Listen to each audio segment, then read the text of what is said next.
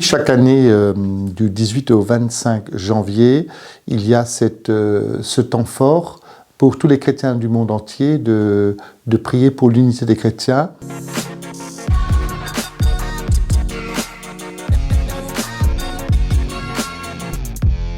C'est l'occasion chaque année pour les chrétiens de prendre toute la mesure de l'importance de se porter mutuellement dans la prière entre chrétiens, parce que chaque Église a ses difficultés, ses joies, ses peines, ses points communs, ses points de divergence, mais qui ne sont pas forcément une occasion de se séparer, mais de vivre l'unité dans la diversité. Alors chaque année, il y a une autre communauté œcuménique qui prépare le matériel, on va dire, pour cette semaine de prière, avec une thématique, chaque année un autre thème.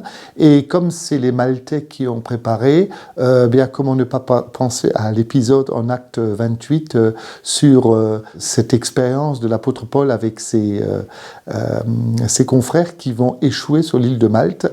Donc c'était au péril de leur vie qu'ils ont essayé de traverser la mer pour couvrir un espace missionnaire, voilà. Et ils vont avoir l'énorme surprise d'avoir un superbe accueil de la part des Maltais qui auraient pu se méfier d'eux parce que c'est quand même des étrangers.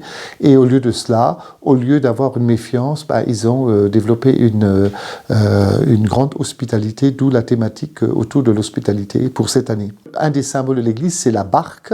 La barque est souvent ballottée par les vents contraires ou les tempêtes.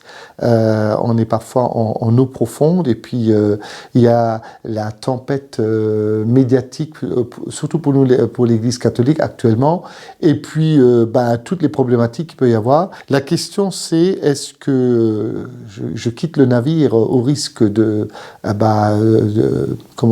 en danger de toute façon, ou est-ce qu'on reste solidaire sur cette barque lourdement ballottée, et puis on fait confiance, comme le Christ est venu calmer la tempête. Si on a un qui peut apaiser la tempête, c'est le Christ. Et je crois que la semaine de prière pour l'unité des chrétiens, c'est l'occasion pour tous les chrétiens d'être solidaires dans un chemin de confiance au moment où l'Église est peut-être en très mauvaise posture actuellement. Mais c'est pas parce que la barque est ballottée par que toute la vie de l'Église est menacée. Et je pense que c'est cela qu'il faut développer durant cette semaine de prière, se porter mutuellement dans la prière contre vents et marées pour défier toutes les forces hostiles à l'esprit de joie, de fête, de paix dans l'Église, dans nos églises.